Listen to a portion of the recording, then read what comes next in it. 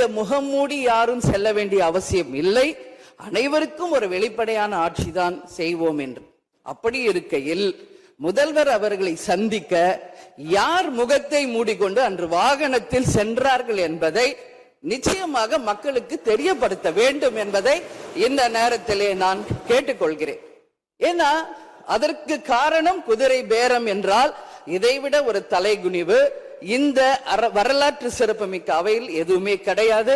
நிச்சயம் முதல்வர் அதற்கு பதில் சொல்வார் என்று நான் எதிர்பார்க்கிறேன்.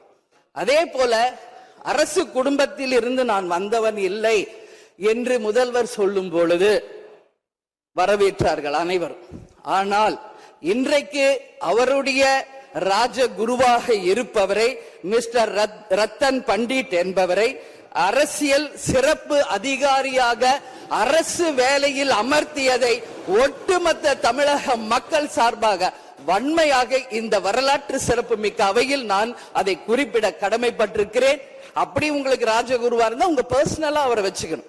பட் அவரை அரசு உயர் பதவியில கொண்டு வந்து இளைஞர்களை நம்பி மக்கள் வாக்களிச்சிருக்காங்க.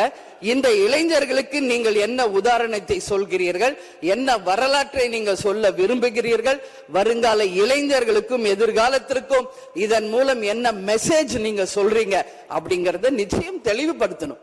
ஏன்னா இன்னைக்கு மக்கள் ஜனநாயகத்தை நம்பி இளைஞர்கள் கையில ஆட்சியை கொடுத்திருக்கிறார்கள். அப்போ வருங்காலம் இளைஞர்களும் வருங்காலத்திற்கும் இந்த அரசு ஒரு முன் உதாரணமா இருக்க வேண்டும் என்பதுதான் என்னுடைய ஒரு கோரிக்கை என்பதை இந்த நேரத்தில் நான் ஆணித்தரமாக பதிய வைக்கிறேன். அது மட்டும் கிடையாது, இந்த ஆட்சி மக்களுக்கான ஒரு நேர்மையான ஆட்சியா இருக்கணும்.